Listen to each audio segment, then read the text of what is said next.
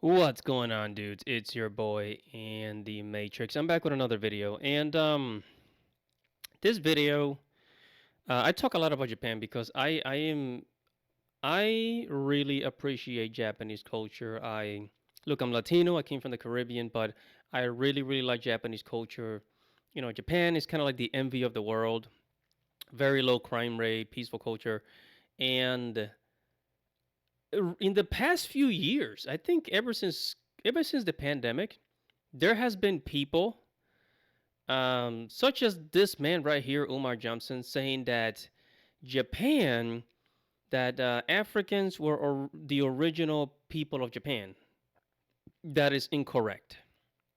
So, I don't know if you guys ever heard about this man right here, Dr. Umar Johnson. I don't know why they call him doctor, but he's a like certified psychologist, historian. He's like really about what Pan Africanism or something. He's very like a one of those pro African people, and he thinks that everybody originated from Africa, which is very arguable. From the biblical histories to scientific history, that is a very arguable topic.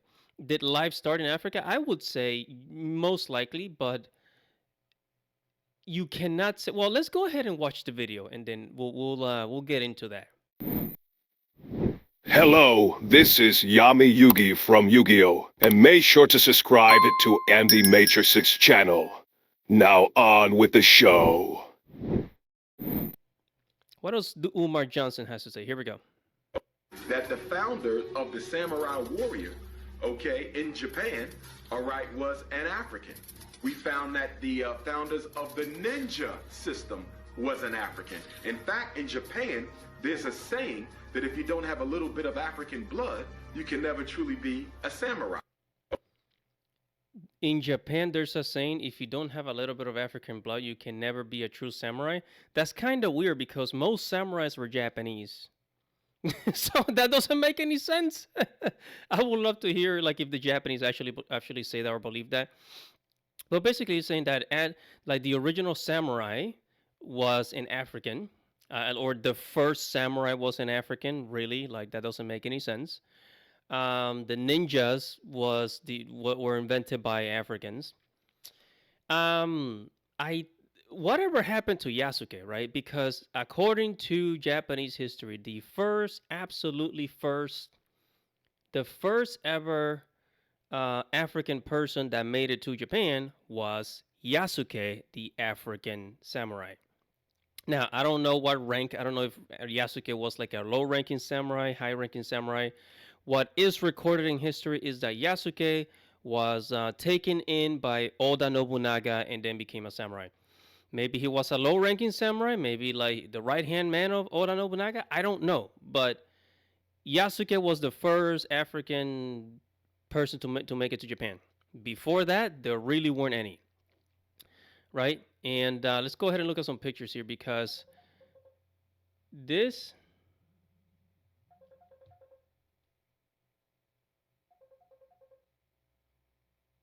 Hold on a second. So this here is a picture of the Ainu, basically what the modern day Ainu people look like, right? So these are the indigenous people of Japan. I don't know if they're like in the north or south of Japan, but they are the indigenous people of Japan, the Ainu. This is how they look. And, they're obviously like kind of like darker skinned tan Asians, right? And if we go over here, if you guys know what this is, the Jomon is like the prehistoric era of Japan. Then there's Yayoi, and then after that was the Heian era, and then I forgot what goes after that, and then the modern Japanese. So as you can see, even like the Jomon, the Japanese person from the Jomon era, doesn't exactly look African per se. Is more they just look like a more, I guess, like a more hairy type of Japanese person. And then if we look at this, all of these obviously look Asian, right? They got the straight jetty hair, um, the small Asian eyes, the Asian look, right? Now, some people say that the Ainu came from Russia, like they migrated or they traveled from Russia thousands of years ago over to the islands of Japan, and that's how they ended up there, right? But Umar Johnson wants you to believe that Africans were the first samurai, even though Africans never made it to Japan. Because I mean, take a look at China, for example. You gotta first of all, Africans who had to travel through the Arabian countries, through China, build a boat or get on a boat to travel all the way to Japan and hope that the storms and the tsunamis don't get them just like the what was it, like the Mongols. Because if you guys remember that Ghost of Tsushima story, the Mongols came to Japan. They stopped at Tsushima Island, and then when they were on the way to Tokyo and Kyoto, guess what happened? A freaking hurricane. The natural storms of Japan wiped them out, right? And that was back then. So um, I don't know where Umar Johnson gets his story. I mean, this has been happening. It's like for the past like 4 freaking years, I've been seeing the same thing. Basically, like people saying that that the Japanese were originally African and the Chinese. Actually, let me show you another one. Let me show another example. This is coming from Asian Don, the Twitter account. I guess it's like a Twitter, like an Asian history Twitter account. So listen to this. This is absolutely ridiculous. This is where the Asians get the concept of lions at the temples, at the entrance of the temples, as protectors. And then they created a great lions dance in China, but they don't have no lions there. The Shang Dynasty 1 and 2 was done by the Kushites. So the same people who seeded Kemet seeded China, Asia, Japan that way, all along the side. And so you see, China, the most sacred dance at New Year's is the Lions Dance. I was one of the first black people ever do the Lions Dance in Chinatown. Talk about it. In the 1971, 72. And the Asians were mad. I know they were. They were mad, you know. In fact, they didn't know I was an Asian because you got the stuff on. Right. Until we got to the end. They was backward. I'm like, it's too late. You can already cashed the check. Yeah. So basically, this guy's saying that Chinese culture originated from Kemet and Kushites, right? And the Kushites, these were like historical people from like I think ancient Egypt or whatnot. This is absolutely ridiculous because, and look, I get it. The lions at the door. This is also something that the Egyptians used. But then we could easily say that the Chinese got this from the Egyptians, right? But what about the rest? What about the rest of Chinese culture, Korean culture, Japanese culture? Because you look at China, you look at Chinese architecture is very, very different than Egyptian architecture, very, very different from European architecture. So how did the Chinese come up with that? Okay, so and he's saying, oh, the lions dance. There's no lions in China. Well, they have tigers.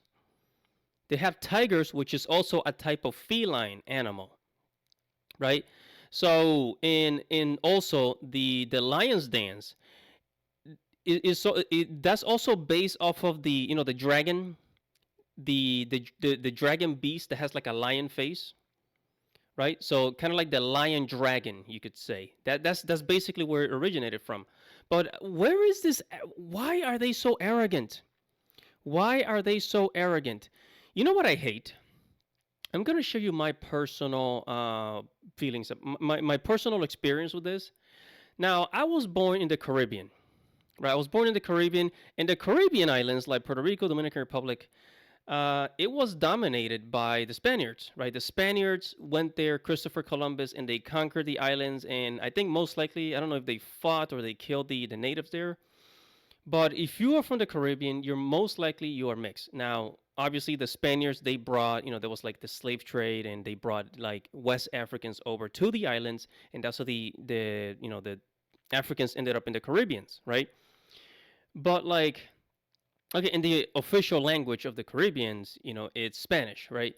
But a lot of people here in America, a lot of black people in America, they have the absolute audacity to say, "Oh well, you Dominicans are also black," and I'm like, "Yeah, but we don't consider ourselves African because we are so mixed. We have so much blood that we are our own people." And then they're like, oh, but you're African. Dude, like, did you not hear what I just said? I speak Spanish. We have our own culture.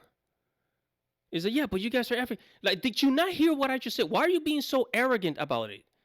Like, do you only care about what you think about other people? Are you not listening to what I just said? Like, we have our own culture, we have our own language, we have our own cuisine. Therefore, no, we do not see ourselves as African. It's so disrespectful. So disrespectful. It's like telling a Korean person that they are Chinese. Tell a Korean person that they look Chinese. It is so disrespectful. And this is why I don't like this. Because, you have to respect other people's cultures and ethnicities. If they tell you, no, they're not part of that, then have, have some respect, for God's sake. Have some respect. But anyway, I'm going to end it there. This is absolutely ridiculous, saying that, the samurais and the ninjas in Japan was originally African. Because if that were true, then there will be some historical trace that will lead all the way back to Africa. And the Africans will have to travel to China and all that land and go on a boat all the way to Japan. And the only people in recorded history that did that, hundreds of years ago in the 1300s was the Mongols. And the Mongols had conquered China and half of Russia in Eastern Europe. Where do these people get their history? There's no trace. There's absolutely no historical trace that Africans, were the first samurais and whatever. Yeah, I'm gonna stop there. This is stupid. This is so freaking ridiculous. But anyways, whatever your thoughts are, comment below, like this video, subscribe to the channel, hit the notification bell for future notifications. Guys, it's your boy in the Matrix. Godspeed, baby.